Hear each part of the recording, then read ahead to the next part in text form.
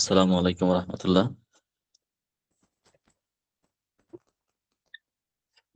আউযুবিল্লাহি মিনাশ শাইতানির রাজিম। বিসমিল্লাহির রহমানির রহিম। সম্মানিত উপস্থিতি, আমার প্রিয় শিক্ষার্থী বন্ধুরা, আজকে আমরা যে টপিকটা আলোচনা করব আমাদের এটা হচ্ছে অনস, আমরা বলি জখম। এক কথায় বলতে গেলে জখম নিয়ে আজকে পড়বো। বিভিন্ন রকম ইনজুরি ঘটে, বিভিন্ন রকম ক্ষত তৈরি হয়, বিভিন্নভাবে আঘাত লাগে। আমরা আজকে এই জখম নিয়ে পড়ার চেষ্টা করব। এখন মূলত আঘাতজনিত কারণে অথবা বিদ্যুৎ স্পৃষ্ট হওয়ার কারণে যদি আমাদের দেহের কোনো সেল বা কোনো একটা ব্লাড ভেসেল যদি বিচ্ছিন্ন হয়, কেটে যায়, থেতলে যায়, স্থানচ্যুত হয়, তখন আমরা এটাকে চিকিৎসা শাস্ত্রের ভাষায় আমরা বলি হার্ট বা ওন্ড। এই ধরনের বিভিন্ন শব্দ দিয়ে আমরা প্রকাশ করে থাকি।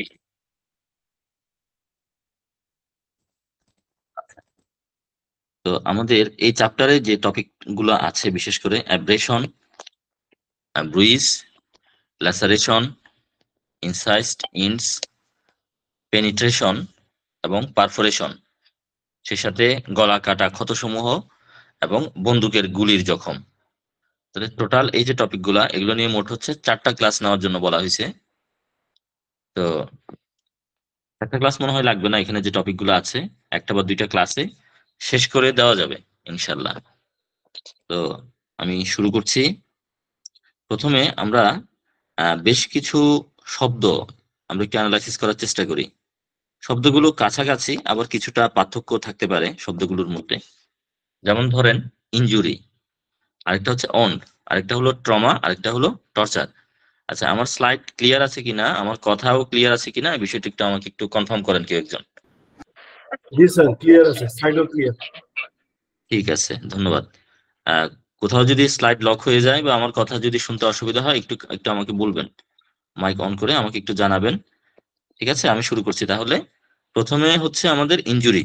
ইনজুরি হচ্ছে, ধরেন অবৈধভাবে একজন মানুষ যখন আরেকজন মানুষকে যখন আহত করে, আঘাত দেয়, শরীরে, মনে, হ্যাঁ, তার সম্মানে, তার সম্পত্তিতে বিভিন্নভাবে আঘাত করতে পারে, এটা হলো ইনজুরি। আর ওন্ড মানে হচ্ছে যে যখন এই আমাদের দেহের জীবন্ত টিস্যুতে কোনো একটা আঘাত লাগে, তখন আমরা সেটাকে বলি ওন্ড। এবং ফিজিক্যাল অথবা অর্থাৎ শারীরিক বা মানসিক কোনো আঘাত যদি লাগে, আমরা বলি ট্রমা। হাড় ভেঙে গেলেও আমরা অনেক সময় ট্রমা বলি। আর টর্চার হচ্ছে অত্যাচার করা, আমরা বুঝি যে ইন্টেনশনালি, অর্থাৎ উদ্দেশ্যমূলকভাবে একজন মানুষ যখন আরেকজন মানুষকে অত্যাচার করবে। হ্যাঁ, অনেক মানুষ দেখবেন যে মানুষকে কষ্ট দিয়ে মজা পায়, আনন্দ পায়। স্যাডিস্ট মনোভাব আর কি, মানে হলো যে কি, অত্যাচারী মনোভাব। মানুষকে অত্যাচার করে, মানুষের পিঠে চাবুক চালিয়ে অনেকে মজা পায়, এগুলোকে বলা হচ্ছে টর্চার। আমরা মূলত 4টা শব্দ, কাছাকাছি শব্দ এবং কিছুটা তফাৎ বললাম। একটা হলো ইনজুরি, একটা হলো ওন্ড, আরেকটা হলো ট্রমা, আরেকটা হলো টর্চার। আচ্ছা, তাহলে আমরা এই ওন্ডের বিভিন্ন ক্যাটাগরি যদি আমরা করি, আমরা পাই ব্রুচেস, মানে হলো থেতলে যাওয়া, কন্টুশনস, আরেকটা হলো অ্যাব্রেশনস। অ্যাব্রেশনস মানে হলো যে এক ধরনের, মনে করেন, ঘষা, আঁচড়, এই টাইপের কিছু। এরপর ল্যাসারেশন, তাও ক্ষত করা, বিদীর্ণ করা। ইনসিস্টোন মানে হলো কেটে যাওয়া। পাংচার্ড অর স্ট্যাবন, ফুটু ফুটু হয়ে যাওয়া, পেরেক ঢুকে যাওয়া বা ছুরি ঢুকে যাওয়া, এই ধরনের আঘাত। গানশুট অনস, বন্দুকের গুলির কারণে আঘাত। তো এই ধরনের বিভিন্ন আঘাতকে বিভিন্ন ক্যাটাগরিতে আমরা বিভক্তি করে নিতে পারি। তাহলে প্রথমে যদি আমরা বলি অ্যাব্রেশনস। আচ্ছা, এখন আমরা অ্যাব্রেশন আলোচনা করব, তার আগে আমি আঘাতের কয়েক ধরনের প্রকার নিয়ে একটু বলি। আঘাতকে যদি আমরা নর্মালি 2টা ভাগে ভাগ করতে পারি, একটা হলো সিম্পল আঘাত আর একটা হলো সিভিয়ার আঘাত। তাহলে আমরা নাম শুনে বলতে পারতেছি যে সিম্পল আঘাতটা হচ্ছে যে এই মানে গুরুতর যে আঘাতটা গুরুতর না, সেটা হলো সিম্পল আঘাত। আর সিভিয়ার আঘাত কোনটা, মারাত্মক ধরনের আঘাত, এটা হলো গুরুতর আঘাত। গুরুতর আঘাত বলতে আমরা কি বুঝি, ধরেন পুরুষাঙ্গ কেটে ফেলা হয়েছে, অন্ডকোষ কেটে কেটে ফেলা হয়েছে আঘাত করে, বা এমন ভাবে মারা হয়েছে যে মানুষটা মারা যাওয়ার মতো অবস্থায় পৌঁছে গেছে, বা মারা হয়তো হয়তো মরেই গেছে। মুখের বা মাথার কোনো বিকৃতি সাধন করা হয়েছে, দাঁত ভেঙে ফেলছে, হাড় ভেঙে ফেলছে, এবং হচ্ছে চোখ উপড়ে ফেলছে। এগুলো হচ্ছে কি সিভিয়ার আঘাত, গুরুতর আঘাত। তাহলে আঘাতের মধ্যে আমরা অনেকগুলা আঘাত আমরা পাই। দেখেন আমি একটু আগে কয়েকটা বললাম। তাহলে এখানে আমরা পাচ্ছি অ্যাব্রেশন বা ঘর্ষণজনিত আঘাত, পাচ্ছি আমরা কন্টুশন বা ব্রুইশ বা থেতলানো আঘাত, ল্যাসারেটেড বা বিদীর্ণ ক্ষত, ইনসাইজড বা কেটে যাওয়া ক্ষত, পাংচার্ড বা সূচালো অস্ত্রে ক্ষত। তারপর হলো গানশুট বা বন্দুকের গুলি দ্বারা যে ক্ষত হয় সেটা হলো গানশুট। এরপর হলো আগুনে পুড়ে যাওয়া, ঝলসে যাওয়া, স্কলস অ্যান্ড ব্রান্স আমরা বলি। এরপর হলো ইনজুরি বাই ইলেকট্রিসিটি, কারেন্টে ধরার কারণে যে আঘাত লাগে, তড়িতাহত বলি আমরা। এগুলো হলো বিভিন্ন আঘাত। মানে আঘাতের মধ্যে কিছু রূপ আছে, একটা হলো অ্যাসাল্ট, একটা হলো ব্যাটারি। অ্যাসাল্ট মানে হচ্ছে যে অসৎ উদ্দেশ্যে প্রচন্ড ভাবে কাউকে যদি আক্রমণ করা হয়, এখন এই আক্রমণের কারণে যাকে আক্রমণ করা হয়েছে ওই ব্যক্তির কোনো ক্ষতি হোক বা না হোক, এই যে হামলা, এই হামলাটাকে বলা হবে অ্যাসাল্ট। আর ব্যাটারি মানে হচ্ছে অবৈধভাবে কাউকে আঘাত করা, মারা, এমনকি আঙুল দ্বারা অল্প একটু স্পর্শ করাকে ব্যাটারি বলে। আর হলো আর যেহেতু আমরা ফরেনসিক মেডিসিন পড়ছি, আমাদেরকে আরো কয়েকটা টার্ম বুঝতে হবে। একটা হলো অ্যান্টিমর্টেম আর একটা হলো পোস্টমর্টেম। অ্যান্টিমর্টেম মানে হলো মৃত্যুর আগে আহত ব্যক্তির দেহে প্রদত্ত যে জখম, সেটাকে বলা হয় প্রাক মৃত্যু জখম বা অ্যান্টিমর্টেম। আর পোস্টমর্টেম কি, মৃতদেহের উপর প্রদত্ত জখমকে পোস্টমর্টেম জখম বলে।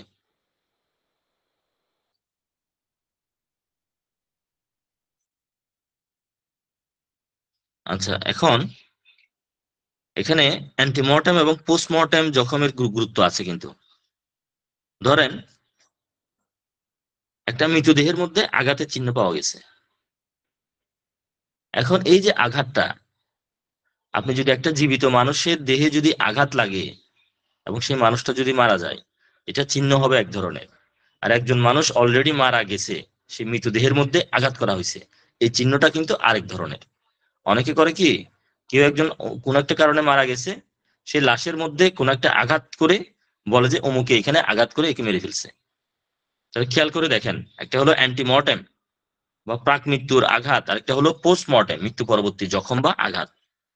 তাহলে আমরা যদি আঘাতের ধরনগুলো যদি না বুঝি, তাহলে কিন্তু এখানে ভুল বোঝাবুঝির একটা সম্ভাবনা থাকে, এবং মিথ্যা মামলায় মানুষকে ফাঁসানোর একটা সুযোগ তৈরি হয়। তাহলে মিথ্যা এবং বানোয়াট অভিযোগ যদি কেউ গঠন করে, তাহলে সেই আঘাতের ধরন, কারণ চিকিৎসকরা যদি বুঝতে পারেন, তাহলে সেটা আইনি একটা সাপোর্ট হিসেবে দাঁড়িয়ে যায়, নিরপরাধ ব্যক্তি মুক্তি পেয়ে যায়, শাস্তি এড়ানোর একটা চেষ্টা থাকে অনেকের।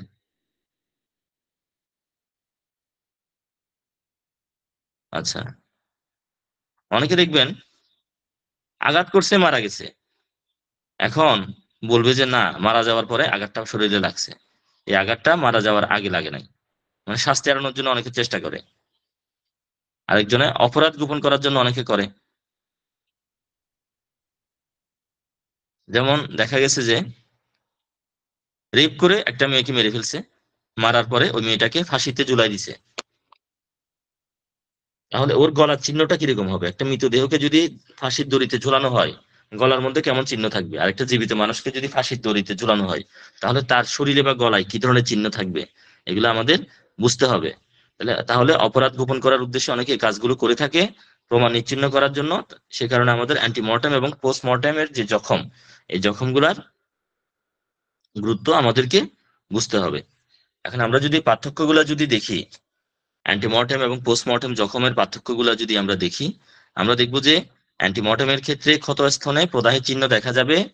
আর হলো আহ পোস্টমর্টেমের ক্ষেত্রে আমরা দেখব ক্ষতস্থানে প্রদাহের চিহ্ন দেখা যাবে না। অ্যান্টিমর্টেমে এপিথেলিয়াল ড্যামেজ থাকবে, পোস্টমর্টেমে এপিথেলিয়াল ড্যামেজ থাকবে না। আর অ্যান্টিমর্টেমে সেরাম এক্সুডেশন বর্তমান থাকবে, পোস্টমর্টেমে সেরাম এক্সুডেশন থাকবে না।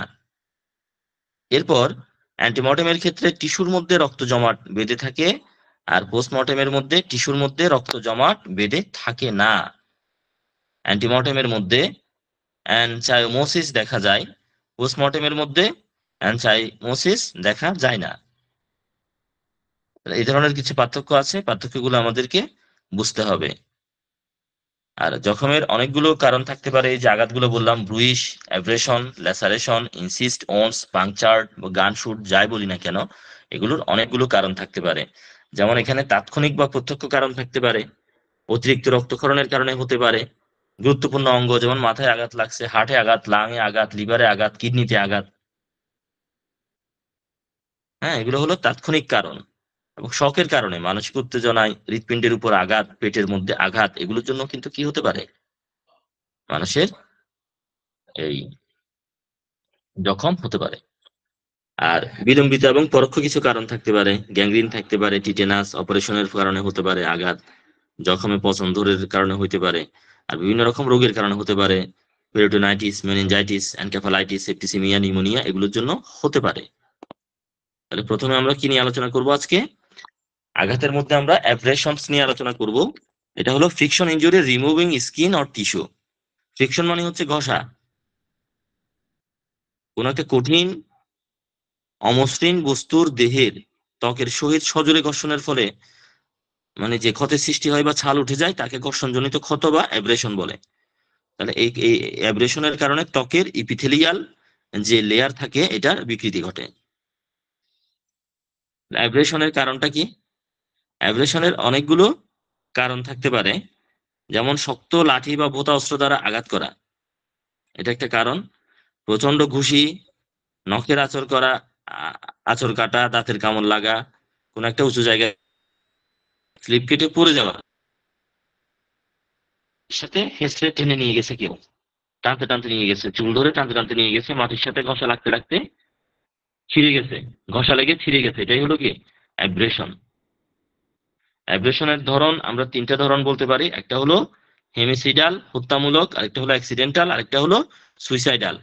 অ্যাক্সিডেন্টাল মানে দুর্ঘটনামূলক, সুইসাইডাল মানে আত্মহত্যামূলক।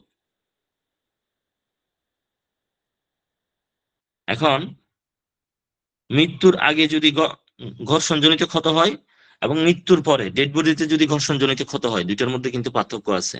একটা অ্যান্টিমর্টেম আর একটা হলো পোস্টমর্টেম অ্যাব্রেশন। অ্যান্টিমর্টেম অ্যাব্রেশনের মধ্যে হলো রক্ত সঞ্চালন বৃদ্ধির চিহ্ন পাওয়া যায়, আর মৃত্যু পরবর্তীতে রক্ত সঞ্চালন বৃদ্ধির কোনো চিহ্ন পাওয়া যায় না। ধরেন একজন জীবিত ব্যক্তি কোথাও ঘষা লেগে ছিঁড়ে গেছে, ধরেন ফুটবল খেলতে গেছে বা ফ্লোরে স্লিপ কেটে পড়ে কোনো ইটের সাথে ঘষা লাগছে, হ্যাঁ, সেখানে দেখবেন রক্তপাত ঘটবে, রক্ত পড়বে। কিন্তু মৃত মানুষের শরীরে কোথাও আঘাত লাগলেও কিন্তু সেখানে রক্ত চলাচল হবে না। তাহলে আমরা প্রাক মৃত্যু বা অ্যান্টিমর্টেমের ক্ষেত্রে, অ্যাব্রেশনের ক্ষেত্রে আমরা পাচ্ছি যে রক্তরস বা সেরাম নির্গমন হয়। পোস্টমর্টেম বা মৃত্যু পরবর্তী লক্ষণে আমরা পাচ্ছি যে অ্যাব্রেশনের ক্ষেত্রে রক্তরসের নির্গমন হয় না। প্রাক মৃত্যুতে মামরি পড়ে, দেখবেন কোথাও ছিঁড়ে গেছে একজন জীবিত মানুষের, সেই জায়গায় একটা মামরি জমে জমে যাবে, কিন্তু মারা যাওয়া ডেড বডিতে মামরি পড়বে না। ঘর্ষণের স্থানে ত্বকের নিচে কোনো রকম দাগ পাওয়া যায় না, আর মৃত্যু পরবর্তীতে ক্ষতস্থান দাগযুক্ত। আর প্রাক মৃত্যু বা অ্যান্টিমর্টেমে ঘর্ষণজনিত ক্ষতের চারিপাশে প্রদাহের চিহ্ন এবং সংস্কারের চিহ্ন পাওয়া যায়। ধরেন আপনার কোন একটা জায়গা ছিঁড়ে গেছে, সেখানে আপনি ব্যান্ডেজ দিবেন বা সেটার যত্ন নিবেন, বা সেখানে নতুন করে টিস্যু তৈরি হবে। কিন্তু একজন মৃত মানুষের দেহে যদি কোথাও ছিঁড়ে যায়, সেখানে নতুন করে ক্ষতটা ভর্তি হবে না, রিপেয়ার হবে না, সেখানে সে রিপেয়ারের কোনো চিহ্ন পাওয়া যাবে না। এখন এই যে ঘর্ষণজনিত যে ক্ষত, এই ক্ষতগুলো দেখে কিন্তু আমরা অনেকগুলা চিকিৎসা আইন বিষয়ক অনেকগুলো গুরুত্ব আমরা খুঁজে পাই।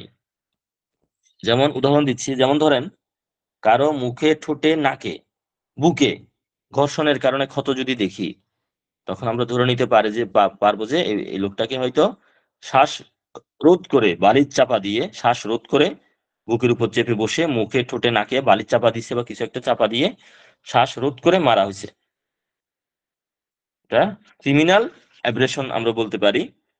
যদি স্তনে, বাহুতে, উরুর ভিতরের দিকে এবং স্ত্রী গুপ্ত অঙ্গে যদি কোনো একটা ক্ষত যদি দেখি ঘষার কারণে, সেটা আমরা ধরে নিতে পারি যে এটা একটা রেপের কেস হতে পারে। যদি গলায় ঘষার কারণে ক্ষতের চিহ্ন আমরা দেখি গলার মধ্যে, তখন আমরা মনে করতে পারি যে হয়তো লোকটা সুইসাইড করছে ফাঁসিতে দড়ি দিয়ে, নয় তাকে কেউ ফাঁসিতে ঝুলাই দিছে, নয় কেউ গলা টিপে মেরে ফেলছে, এই কারণে গলার মধ্যে দাগ পড়ে গেছে, ক্ষতের চিহ্ন পড়ে গেছে। পুরুষের লিঙ্গাঙ্গের অগ্রভাগে ঘর্ষণজনিত ক্ষত সডমি অথবা ধর্ষণ ইত্যাদি নির্দেশ করে। আর দেহের বিভিন্ন স্থানে যদি ঘর্ষণ হয়, সেক্ষেত্রে দুর্ঘটনার বা গাড়ি চাপার কারণে মারা গেছে, এটা আমরা বুঝতে পারি। আর পিঠের দিকে যদি বড়ভাবে ঘষা লাগে, তাহলে আমরা ধরে নিতে পারি যে তাকে মাটিতে কেউ টানতে টানতে নিয়ে গেছে, হ্যাসরাইয়া টেনে নিয়ে গেছে ওই লোকটাকে, সে কারণে পিঠের মধ্যে এত বড় ঘষা লাগছে। তাহলে আমাদের অ্যাব্রেশন গেল। আমাদের সেকেন্ড টপিক হচ্ছে ব্রুইসেস। ব্রুইস, ব্রুইস মানে হচ্ছে থ্যাতলানো। থ্যাতলানোর সংজ্ঞা যদি আমরা দিই, আমরা আমরা একটু পড়ি এখানে স্লাইড থেকে। Bruise is a haemorrhage into tissues produced vessel. Bruise এক প্রকার ক্ষত, যেটা কোনো ভূতা অস্ত্র দ্বারা প্রচন্ড আঘাতের ফলে অথবা গোলাকার মসৃণ বস্তুর উপর পতিত হওয়ার দরুন সৃষ্টি হয়। ত্বকের উপর বিশ্লেষণ ছাড়াই আঘাতপ্রাপ্ত স্থানের নিম্নের কোষ বিদীর্ণ হয় এবং রক্তনালীর ছিন্নতার ফলে রক্ত বের হয়, ত্বকের নিচে জমা হয়। থেতলে যাওয়া, আমরা আর্নিকা মেডিসিনটা যখন পড়ি, আমরা বলি থেতলানো আঘাত, থেতলে গেছে। ব্রুইস কোথায় কোথায় হতে পারে? থেতলানোটা স্কিনে হতে পারে, মাসেলে হতে পারে, শরীরের ইন্টারনাল কোনো অর্গানের মধ্যেও হতে পারে। এখন ব্রুইসের ধরন যদি আমরা বলি, আমরা তিনটা ধরন বলতে পারি। একটা হলো অ্যাক্সিডেন্টাল বা দুর্ঘটনাজনিত ধরন, একটা হলো হোমিসাইডাল বা হত্যার উদ্দেশ্যে, আরেকটা হলো সুইসাইডাল বা আত্মহত্যার উদ্দেশ্যে। এখন ব্রুইস কেন হয়? ব্রুইসটা কেন হয়? ব্রুইসটা হইতে পারে এই বিভিন্ন লাঠি, লোহার ডান্ডা, কোন একটা ব্লান্ট কিছু একটা জিনিস দিয়ে, হ্যাঁ, বাঁশের ডলা, জুতার আঘাত, চাবুকের আঘাত, দড়ি বা কর্ডের আঘাত, কোন ভূত অস্ত্রের আঘাত, উঁচু স্থান থেকে পড়ে গিয়ে আঘাতের কারণে হইতে পারে।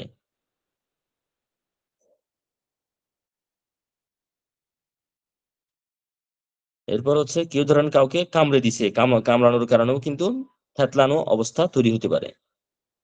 এখন থ্যাতলানোর বৈশিষ্ট্য কি কি দেখি আমরা। ব্রুইসের আমরা বৈশিষ্ট্য দেখি যে ত্বকের উপরিভাগের কোনো বিদারণ হয় না, ত্বকের উপরের দিকে কোন রকম মানে আমরা চিহ্ন খুব একটা দেখি না। রক্তনালী ছিঁড়ে ফেটে যায় এবং রক্ত বের হয়। চামড়ার নিচে আঘাতপ্রাপ্ত স্থানের কোষগুলো ফেটে যায়, আঘাতপ্রাপ্ত স্থানের চামড়ার নিচে রক্তগুলো জমা হয়, কিন্তু রক্তগুলো বাইরে আসে না। মানে চামড়ার নিচে দেখবেন কালো হয়ে আছে, বা লাল বা কালো হয়ে চামড়ার নিচে রক্তগুলো জমে থাকে থেতলানো আঘাতের ক্ষেত্রে। আচ্ছা, এখন আমরা এখানেও আমরা অ্যান্টিমর্টেম ব্রুইস এবং পোস্টমর্টেম ব্রুইস, এখানেও দুই রকম ব্রুইস আছে। মানে জীবিত অবস্থায় যদি কারো থেতলে যায়, সেক্ষেত্রে একরকম আমরা চিহ্ন দেখি। আর মারা যাওয়ার পরে ওই মৃতদেহের মধ্যে যদি কোনো থেতলানো মানে থেতলে যায় মৃতদেহটা, তখন এক ধরনের বৈশিষ্ট্য আমরা দেখি। দুইটার পার্থক্যটা কি সেটা একটু বলি। বিশেষ করে অ্যান্টিমর্টেমের ক্ষেত্রে এটা স্ফীতি পাওয়া যায়। পোস্টমর্টম যেমন মনে করেন শরীরের কোনো জায়গা থেতলে গেছে, তাহলে সেই জায়গাটা কিন্তু ফুলে যেতে পারে, কিন্তু মরা মানুষের শরীর কোথাও যদি থেতলে যায়, সেটা ফুলে যাবে না, স্ফীতি পাওয়া যাবে না। জীবিত মানুষের ক্ষেত্রে কি হবে? ইপিথেলিয়াম কোষের ক্ষতি হবে, মৃত্যু পরবর্তী ইপিথেলিয়াম কোষের ক্ষতি হবে না, কোষের ভিতর নির্গত রক্ত পাওয়া যাবে। এটা হলো প্রাক মৃত্যু বা অ্যান্টিমর্টেম ব্রুইসের ক্ষেত্রে। মৃত্যু পরবর্তী বা পোস্টমর্টেম ব্রুইসের ক্ষেত্রে কোষের ভিতরে রক্ত পাওয়া যাবে না। আর প্রাক মৃত্যু বা অ্যান্টিমর্টেম ব্রুইসের ক্ষেত্রে কোষের মধ্যে রক্ত জমাট অবস্থায় পাওয়া যাবে, আর মৃত্যু পরবর্তীর মধ্যে রক্ত জমাট অবস্থায় পাওয়া যাবে না। আর প্রাক মৃত্যু বা অ্যান্টিমর্টেম ব্রুইসের ক্ষেত্রে আঘাতপ্রাপ্ত স্থানের বর্ণের পরিবর্তন পাওয়া যায়। মৃত্যু পরবর্তী বা পোস্টমর্টেম ব্রুইসের ক্ষেত্রে আঘাতপ্রাপ্ত স্থানে বর্ণের কোনো কি হবে না, পরিবর্তন হবে না। আর এখানে অ্যাব্রেশন এবং ব্রুইসের মধ্যে যদি আমরা পার্থক্য দেখি, অ্যাব্রেশন মানে আমরা কি বলেছিলাম? ঘর্ষণজনিত ক্ষত। আর ব্রুইস মানে আমরা কি বলেছিলাম? থ্যাতলানো।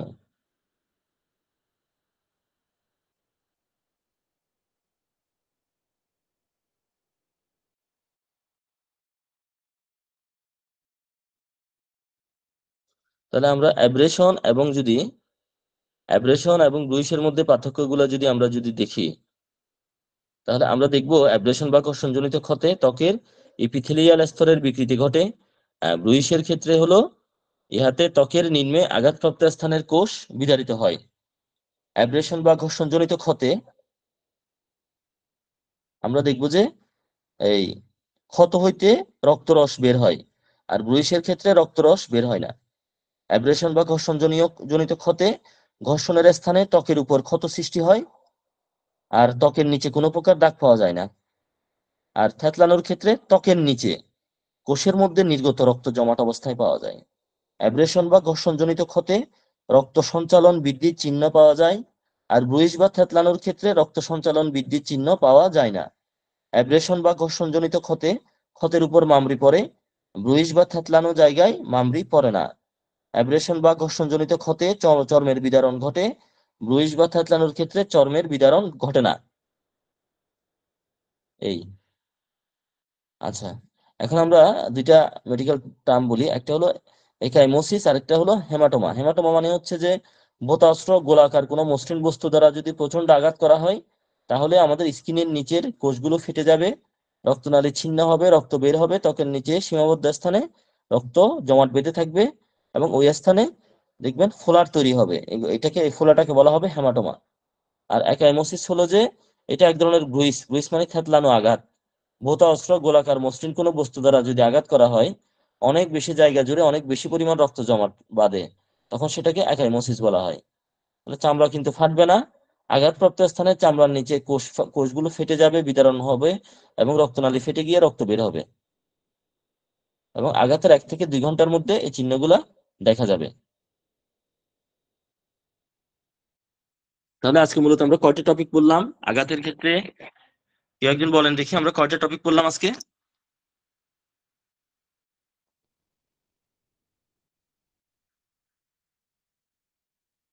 কেউ কি বলতে পারবেন? আমরা 2টা টপিক বললাম, একটা হলো অ্যাব্রেশন বা ঘর্ষণজনিত ক্ষত, আর একটা হলো ব্রুইশ বা থ্যাতলানো। এই 2টা টপিক আপনারা ক্লিয়ার হয়েছেন কিনা একটু আমাকে বলেন।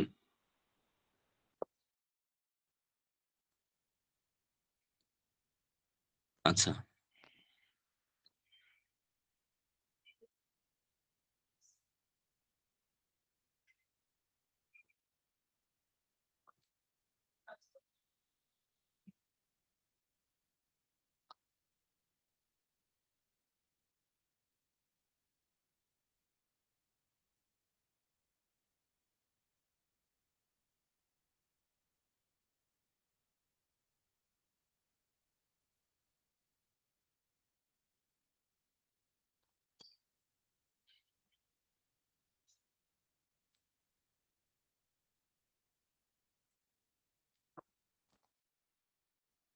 তাহলে আজকে আমরা টোটাল 2টা বিষয় নিয়ে পড়লাম, একটা হলো কি অ্যাব্রেশন, আর একটা হলো ব্রুইজ। তাহলে আমাদের আরো বেশ কিছু টপিক আছে, আমরা সেগুলো আস্তে আস্তে পড়বো। আহ আচ্ছা, আমরা থার্ড আরেকটা টপিকে বোধহয় যেতে পারি, আমাদের যেহেতু সময় আছে এখনো। আমরা ল্যাসারেশনটা পড়ে ইনশাল্লাহ আজকে ক্লাস শেষ করে দিব। ল্যাসারেশনটা পড়বো, আহ আর হচ্ছে ইনসিস্ট অনটাও পড়তে পারি।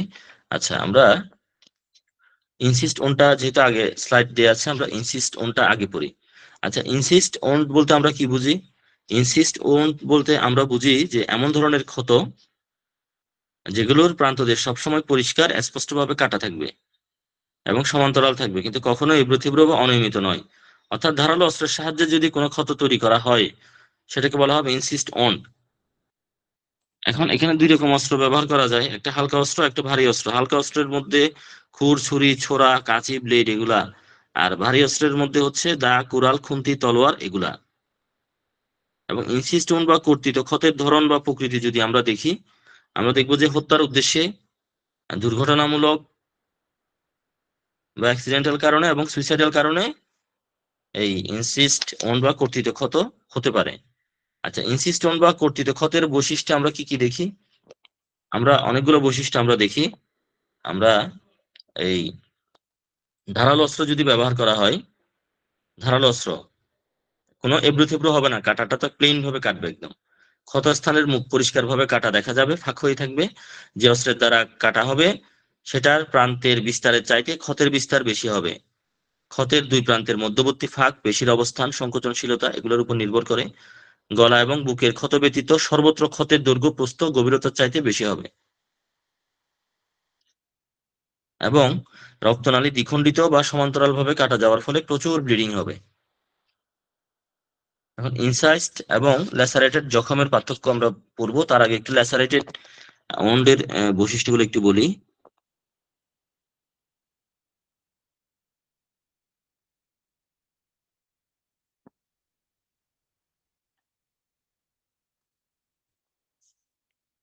আচ্ছা, আমাদের ল্যাসারেশন বলতে আমরা বুঝি হচ্ছে বিদীর্ণ ক্ষত। বিদীর্ণ ক্ষত আমরা নাম শুনে বুঝতে পারতেছি। এখানে মূলত হচ্ছে যে আঘাতপ্রাপ্ত স্থানের ত্বক এবং নমনীয় কোষগুলোর যদি ছিন্নতা প্রাপ্তি ঘটে এবং ক্ষতের প্রান্তদেশ এবড়ো থেবড়ো, অসমতল এবং অনিয়মিত আকার ধারণ করে, তখন সেটাকে আমরা বলি ল্যাসারেশন। এখন ল্যাসারেশনের অনেকগুলো কারণ থাকতে পারে। লাঠি, লোহার রড, ইট এগুলো ভূত অস্ত্রের আঘাতের কারণে হইতে পারে। তারপর হলো কোন একটা মেশিনের মধ্যে মানে পিষে গেছে এরকম হইতে পারে, যেমন গাড়ির চাকার নিচে পড়ে পিষে গেছে এরকম হইতে পারে, সড়ক দুর্ঘটনায় আহত হতে পারে, অসমতল অথবা শক্ত বস্তুর উপর পড়ে গিয়ে ল্যাসারেশন হতে পারে, উঁচু স্থান থেকে পড়ে গিয়েও ল্যাসারেশন হতে পারে।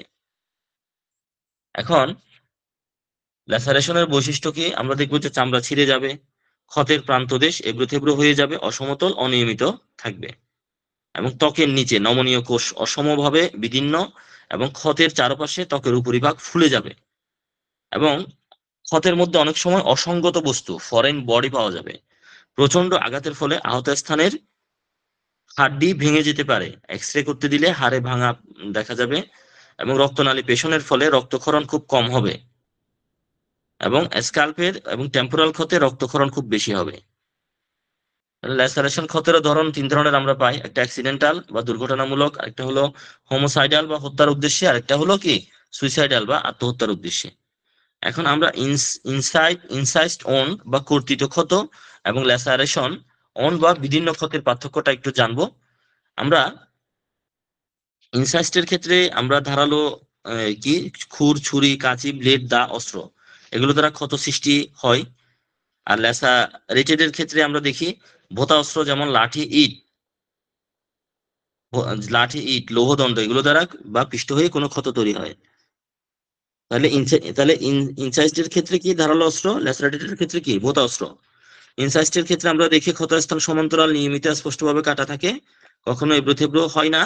ল্যাসারেটেড ক্ষেত্রে আমরা দেখি ত্বকের নিম্নের নমনীয় কোষ অসমভাবে বিদীর্ণ হয়, ক্ষতের প্রান্তদেশ এবড়ো থেবড়ো, অসমতল এবং অনিয়মিত হয়ে থাকে।